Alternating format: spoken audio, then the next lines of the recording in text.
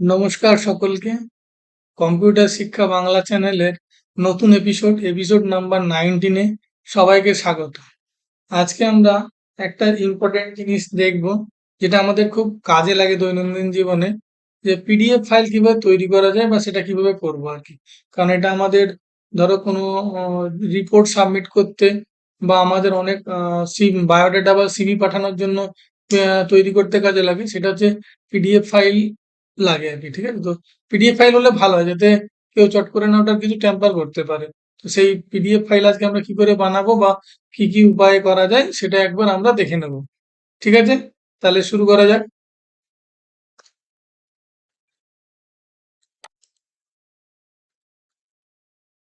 তা প্রথমেই জানবো যে মানে আজকে আমরা কি কি জিনিস শিখবো আর কি। ঠিক আছে?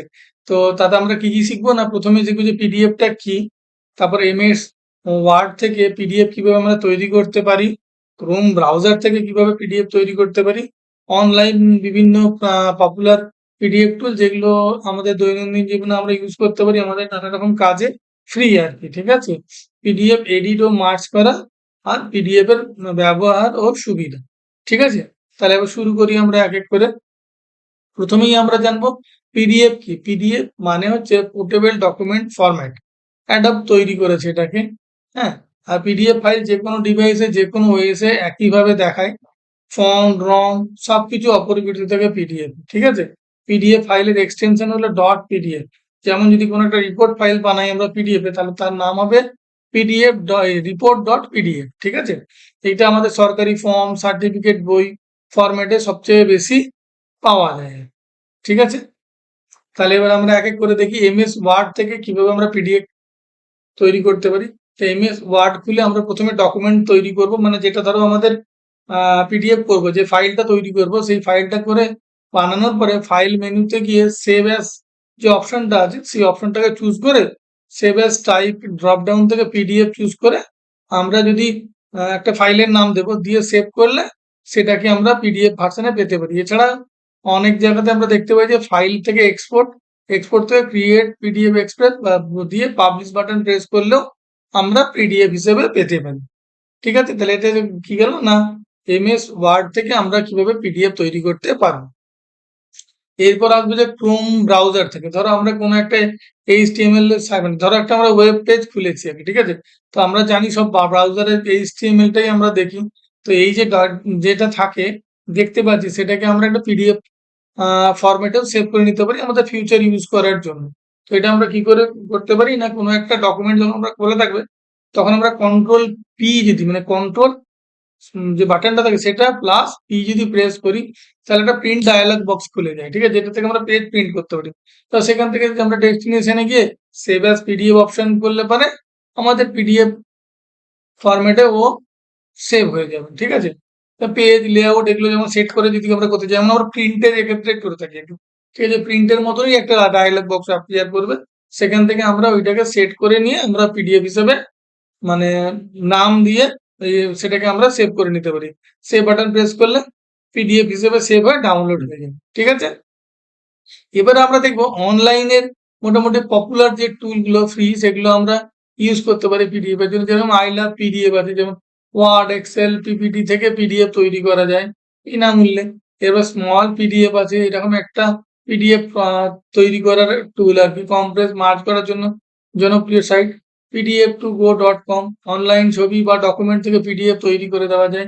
গুগল ডক্স খুব ইম্পর্টেন্ট। আমরা যেমন কম বেশি সবাই গুগল অ্যাকাউন্ট ইউজ করি। তো গুগলের নিজস্ব যে উম, জায়গা আছে সেখান থেকে আমরা দেখবেন ডান দিকে একটা দেখবে প্যালেট মতো আছে, যেখান থেকে ড্রাইভ চুজ করা যায় বা কিছু চুজ করা যায়। সেখান থেকে আমরা ডকুমেন্টটা যদি গুগল ডকুমেন্ট বানিয়ে নিই সেটাকেও আমরা ডাউনলোড করতে পারি পিডিএফ ফরম্যাটে। ঠিক আছে?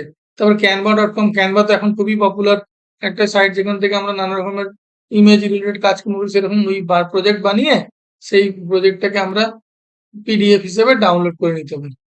ঠিক আছে? পিডিএফ এডিট ও মার্জ করা। ঠিক আছে? পিডিএফ একাধিক পিডিএফ ফাইল এক করতে ilovepdf.com/মার্জ পিডিএফ ব্যবহার করে আমরা ওটা করতে পারি। পিডিএফ স্প্লিট বড় পিডিএফ থেকে নির্দিষ্ট ছোট আলাদা করতে স্প্লিট পিডিএফ ব্যবহার করতে পারি। পিডিএফ কম্প্রেস ফাইলের সাইজকে কমানোর জন্য আমরা smallpdf.com আর /compress/pdf ব্যবহার করে আমরা এটা করতে পারি। এছাড়া পপুলার একটা সফটওয়্যার আছে অ্যাডোবের অ্যাক্রোব্যাট রিডার, পিডিএফ পড়া, কমেন্ট করা জনপ্রিয় বিনামূল্যে একটা সফটওয়্যার পাওয়া যায় আমাদের। পিডিএফ এ পাসওয়ার্ড দেয়, এটা খুব ইম্পর্টেন্ট। ধরো কোনো একটা ডকুমেন্ট আছে যেটা তুমি চাও যে সিকিউর করার জন্য, যে কেউ যেন না খুলে ফেলতে পারে, তো একটা পাসওয়ার্ড দিয়ে আমরা ওটাকে সেভ করে নিতে পারি। দেন আই লাভ পিডিএফ থেকে বা আরো কিছু টুল আছে যেগুলো থেকে প্রোটেক্ট পিডিএফ করে পাসওয়ার্ড সেট করে দিলাম, যে ওই পাসওয়ার্ডটা পাবে সেই একমাত্র ওটা খুলে দেখতে পারবে, আদারওয়াইজ কেউ দেখতে পারবে না। ঠিক আছে, তা পিডিএফ এর ব্যবহার ও সুবিধা। ঠিক আছে, পিডিএফ বলেছিলাম শুরুতেই বলেছিলাম যে পিডিএফ খুব গুরুত্বপূর্ণ একটা ফরম্যাট আমাদের কাছে, আমাদের দৈনন্দিন জীবনে বিভিন্ন রকম অফিসের সঙ্গে কমিউনিকেশন করার জন্য বা আমাদের ডকুমেন্ট রাখার জন্য, স্কুলের প্রজেক্ট যেমন যেমন স্কুলের প্রজেক্ট, অ্যাসাইনমেন্ট, সার্টিফিকেট পিডিএফ এ শেয়ার করা যায়। তার কারণ এগুলো সহজে যে কেউ যখন তখন চেঞ্জ করে ফেলতে পারবে না, সেই জন্যই করা যায়। পিডিএফ ফরম্যাট ইমেইলে আমরা অ্যাটাচমেন্ট হিসেবে সহজে নিরাপদে পাঠিয়ে দিতে পারি। পিডিএফ ফাইলের সহজে এডিটও করা যায় না, এটা যেটা বললাম একটু আগেই সেটা। তাই নথি অনেকটাই সুরক্ষিত থেকে আমরা পাসওয়ার্ড দিয়ে প্রোটেক্ট করে রাখতে পারি, সেই জন্য এটা খুব কাজে লাগে। যেমন চাকরির আবেদন, যেমন সিভি টিভি পাঠায়, সেগুলো মেনলি পিডিএফ এই বেশিরভাগ পাঠানো হয়। ভর্তির ফর্ম, সরকারি কাজে সবচেয়ে বেশি ব্যবহৃত হয়। পিডিএফ ফাইল ছোট সাইজে সংরক্ষণ করা যায়, স্টোরেজও বাঁচায়। ঠিক আছে, তো পিডিএফ তৈরির উপায়গুলো যদি আমরা কুইক রেফারেন্স একটা চিট শিট দেখি, তাহলে আমরা কিভাবে দেখবো না, এমএস ওয়ার্ড থেকে আমরা সেভ অ্যাজ করে পিডিএফ ফরম্যাটে সহজ সেভ করতে পারি। সবচেয়ে সহজ ও নির্ভরযোগ্য পদ্ধতি MS word export. MS word থেকে এক্সপোর্ট করে পিডিএফ এক্সপিএক্স পাবলিশ করে পিডিএফ তৈরি করতে পারি। ক্রোম ব্রাউজার থেকে যেটা বললাম যে কন্ট্রোল পি প্রেস করে ওটাকে আমরা সেভ করতে পারি পিডিএফ ফরম্যাটে। তারপর ilovepdf.com, যেটা আপলোডের ফাইল আপলোড করে কনভার্ট ডাউনলোড করে ডাউনলোড করে small PDF, Google docs, Canva, এগুলো বিভিন্ন রকম টুল, অনলাইন টুল, যেগুলো থেকেও আমরা ফ্রিতে আমাদের পিডিএফ গুলো তৈরি করে নিতে পারি।